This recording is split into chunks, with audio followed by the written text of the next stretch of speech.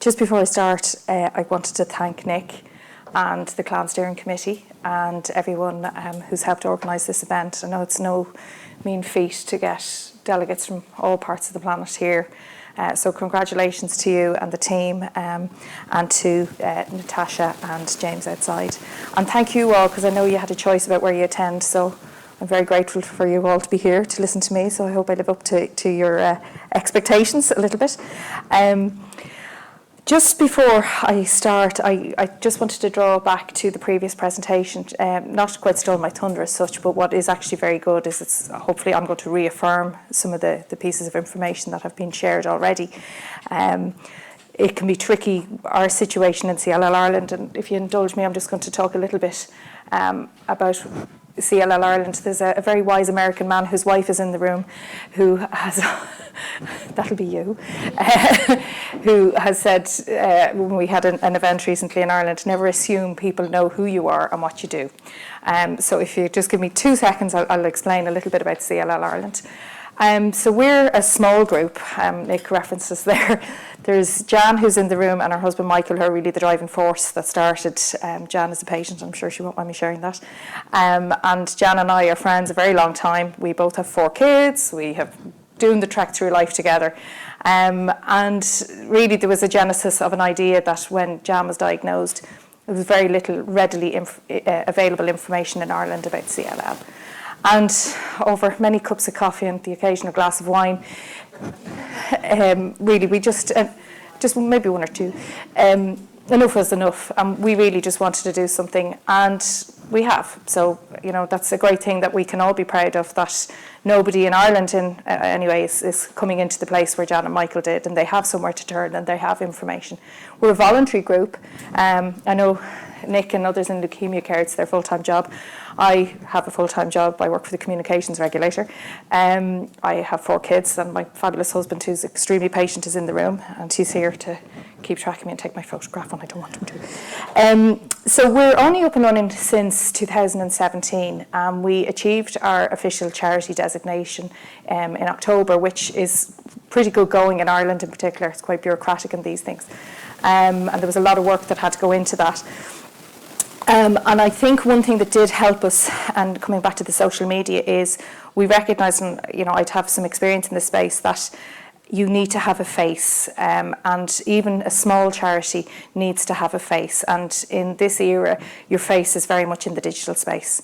So I do think, you know, if there's one take home from this, is it doesn't matter how small you are, you know, you need to have that presence in the online space.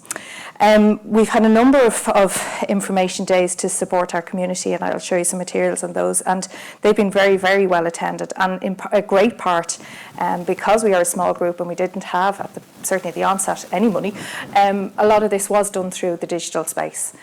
So you can do an awful lot for free, and you can do an awful lot with limited resources, and we'll come back to that. We've had some smaller regional events, which again, we've reached out to patients using digital media, but also through, and it was mentioned in the previous presentation, in physical media. Not everybody is in on the online space. A lot of people are, but a lot of people aren't, and you have to basically mix your channels and use your channels to support each other. And we have collaborated with a lot of groups in Ireland and across Europe as well. So, yeah, quite a bit in quite a short period of time. So, what have I done? Oh no, there we go, wrong button. So what I wanted to just talk about a little bit today these are just some images from the work we've done already at different events and some of the materials that we use. And I do have a marketing background. I also have a very talented sister who's a graphic designer who has helped us with some of our logos and our fields. But I use Canva. I started off using Canva for free, and I'll talk about that in a while. And it's a very powerful tool that if you have any type of desktop experience, you can kind of master pretty quickly. And I would definitely advise, it's a great, great little tool to use. And we have used the different media social media channels and traditional media channels to promote our events, and these are just some of the images from those.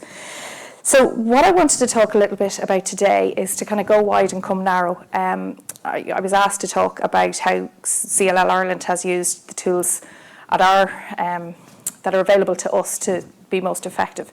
But I do think it's important to kind of look at the strategic environment and look at the context that social media sits in. And again, it was touched on previously, but really what would be for everybody to kind of go away and think about it is to find out who you should connect with. You don't necessarily need to connect with everybody, but you want to think about who you should connect with.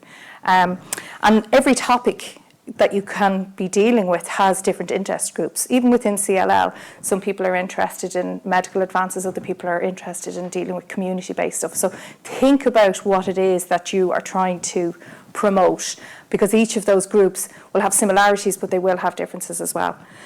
And every country's use of social media is different. Now, what I've done in my slides, and I'll talk a little bit about that too, is I've looked at it from an Irish lens. But every country is different. There are similarities, but each country has its own kind of unique traits. And there's a lot of information freely available out there that you can actually inform yourself about. And this is the lots of free and very, very useful information. And I cite some reports in this that are produced jointly between Hootsuite and We Are Social. And Hootsuite is that platform that was talked about earlier, which is a really excellent tool to help you schedule social media posts and things like that. But they also do a lot of joint ventures to report on information.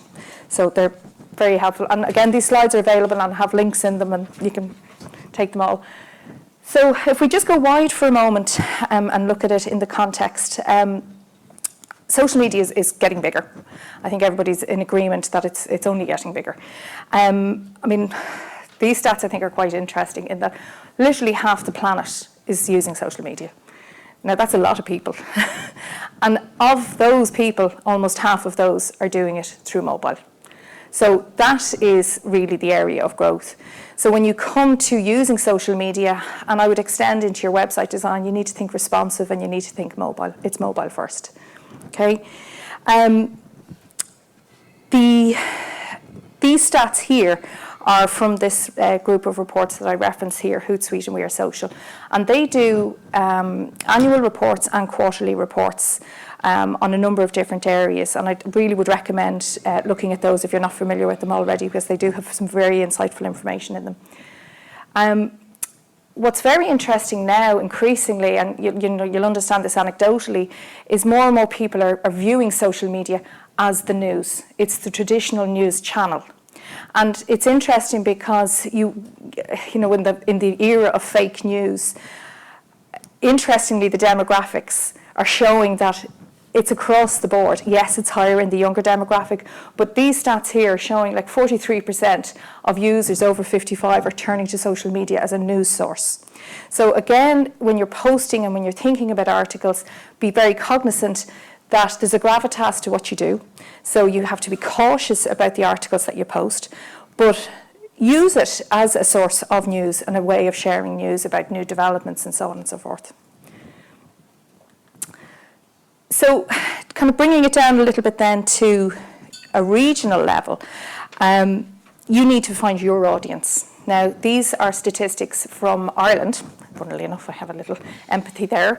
And you can see from this, in Ireland, the trends are that YouTube, Facebook, WhatsApp, and Messenger and Instagram are the top 5.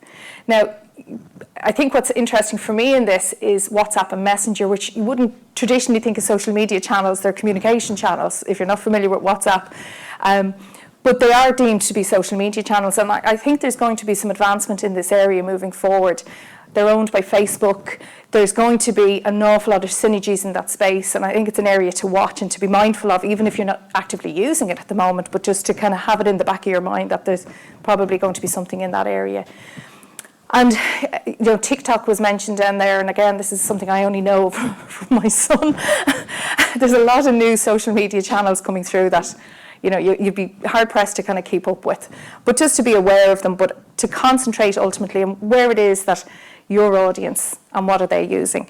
And then, on top of that, so you have your platforms, but it's who's using which platforms. So then you're thinking about your demographics here, you're thinking about your age profiles, you're thinking about the sex, you're thinking about a number of different factors. But what's I think interesting in this piece, and this is a survey of adults in America, is that ultimately YouTube and Facebook are across the demographics almost the highest used. So again, in that space, I think there's a message there. Now, Instagram is certainly an area that's very heavily used and is only getting larger. But I think if you're very under-resourced, you can do an awful lot even in those two channels. And you can see there with the demographics, obviously, the under 30 age group is very, very high. And this is a US sample, and I know certainly in Ireland, the over 45 is a very, very large segment. The days of, nobody knowing how to go online or to use it is long gone, long gone. So again, this is from the same survey done in America, and I think there's some interesting pieces on this about the social media use by male and female. They're not the same. And men are from Mars and women are from Venus, but certainly in social media there's some similarities. But you can see, Pinterest, it's predominantly female. We're all looking at wallpaper samples and, all your stereotypical piece. But, YouTube, again, is, 3/4 of populations in both countries are using these. So again, it's saying the same message about it, but there are areas there. If you wanted to send a particular message to a female audience, think about Pinterest. So understand the platforms and understand where your audience is sitting. Now, again, I mentioned that there are regional variances, and it is all about how you interpret it. And, there's 50 different sources that can say 50 different things. And your information can be as up to date and changes quite regularly as well. These stats here are to do with Instagram users in Ireland, and it's a really, really large platform, and Ireland actually was awarded some Instagram award for the highest number of Instagram users in particular. Again, we have teenagers, they're constantly on it. I'll talk a little bit about CLL Ireland's Instagram presence. It's pretty small, but it is an area that I think increasingly will need to be considered more than the Facebook posts and the Twitter posts. There's so much traction and use in that space. I think it's only a matter of time. And some of the larger charities, not just in the CLL or leukemia space, are very, very active in this, and they have huge followings. So I put these names here of some of the other sources of information which we find quite useful. Again, I would encourage you all to go back on a regional level and do a bit of Googling and see there's some really, really good information sources out there at a local level. But these are pretty good. Now, again, Napoleon Cat is where that information from Instagram comes, and their figures are pretty good. So,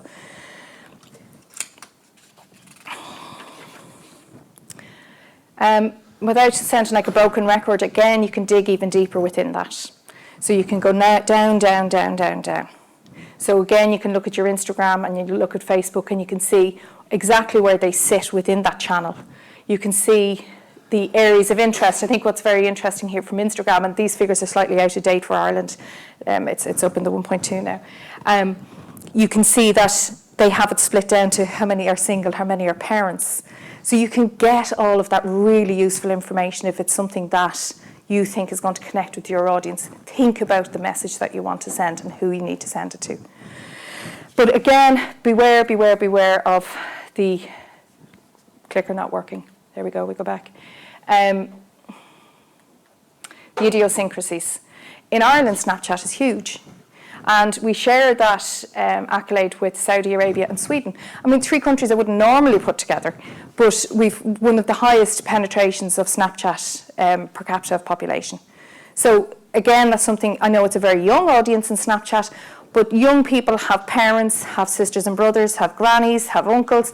I think this piece of thinking about the CLL audience only being over 55 is actually not necessarily the way to go about it. We found we've got huge traction in my very limited posts on Instagram because the younger people on Instagram have family members that they care about, and they see CLL and it rings a bell. So wouldn't dismiss some of these channels just because you wouldn't necessarily think your audience are on it. So down to us and CLL Ireland and what we've done.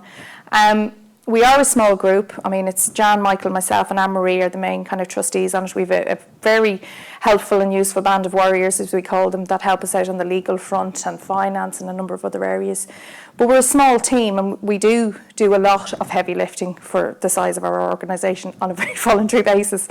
And as I said at the beginning, what we did right at the beginning, and you've got to be able to communicate with your community.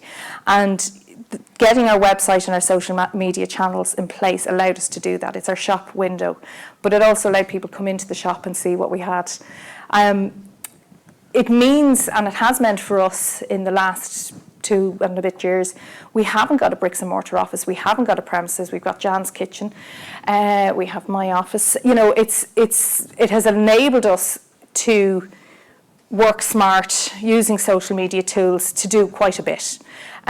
Now, it's not sustainable when you're kind of scaling up, but in the short term, those social media channels and your website and being proactive on your social media channels enables you to contact and be connected with your audience. But a dedicated email account is a must. People need to be able to contact you, and we've found we've used Gmail and we've used Outlook and we've used a number of different things. But I do think that's, you know, if you were really starting from a place of nowhere, a website, your kind of core social media channels and your dedicated email address are the absolute minimal. These tools that I've put around the side, WordPress and MailChimp, again, are really very valuable. WordPress is the software to help create your website. You do need to have a little bit of experience in this, but it's not rocket science.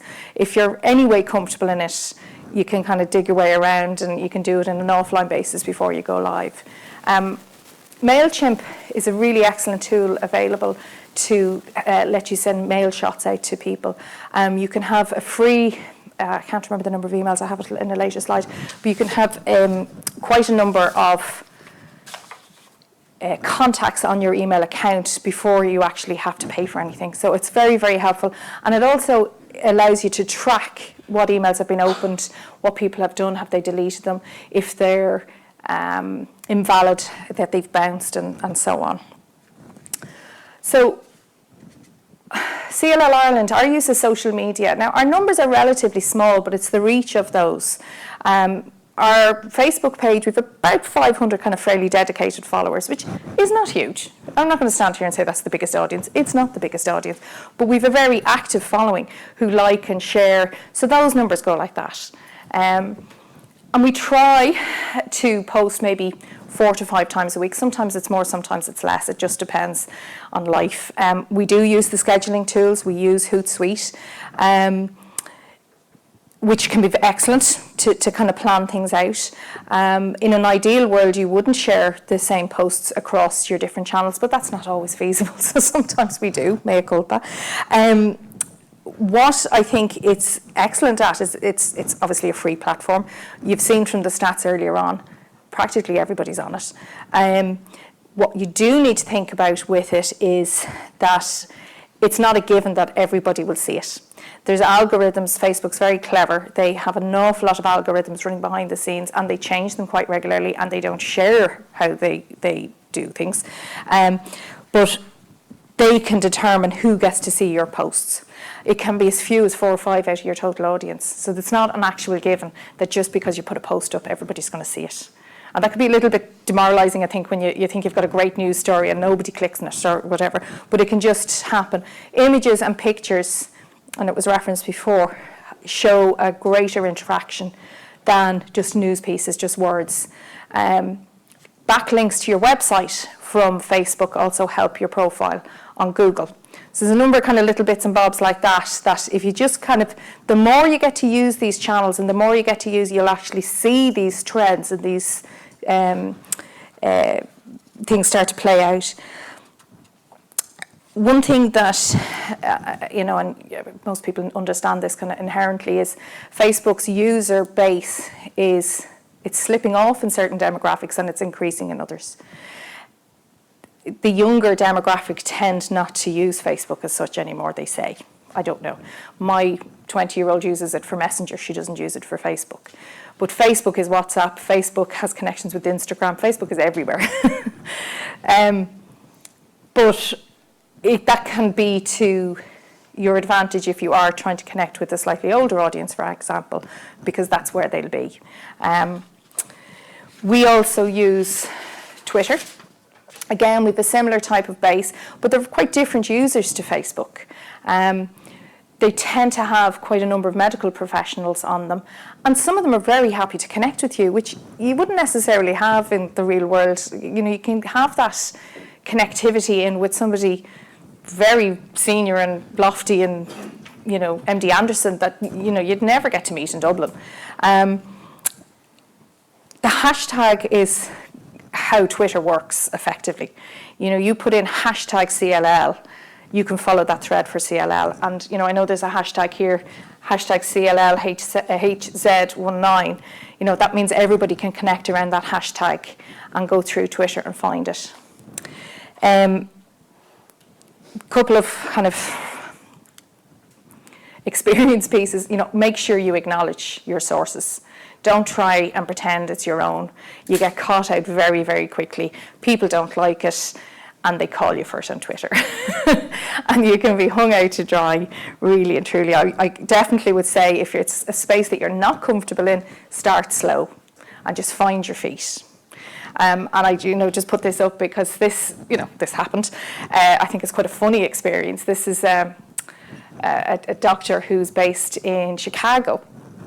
And, you know, there was a whole thread about cancer and CLL and whatnot, and he put up this picture of, you know, the cake and the piece of ice cream, and his whole comment, I don't know if you can see it there, is any effect or mortality/morbidity. And I had just recently read an article that had been produced by the Irish Medical Organisation and said, you know, it was a study in the Irish Medical Journal that showed cancer incidence and mortality due to excess body weight in Ireland, an analysis of a 10-year study. Now, I thought that was hysterical. I thought this was really funny. I'm going to tell him this article. Of course, the humour was lost on him because that's just my own dry sense of humour going, no. So then I had sent a separate one going, maybe he's not going to get this. So I sent another post after it that linked to the article that Guinness is good for you, which of course it is. Again, lost. And probably one of the greatest hits of an article I've had is people laughing at me. Because here, he had this fabulous comment was put in the thread, the world divides between those who will go to their grave glad they didn't eat that last piece of pie and those that will be glad that they did. And of all of the things that I've done on Twitter, it's probably just the one that has had most interaction. So, you know, I suppose it's just sometimes be aware of these things that humour doesn't always translate.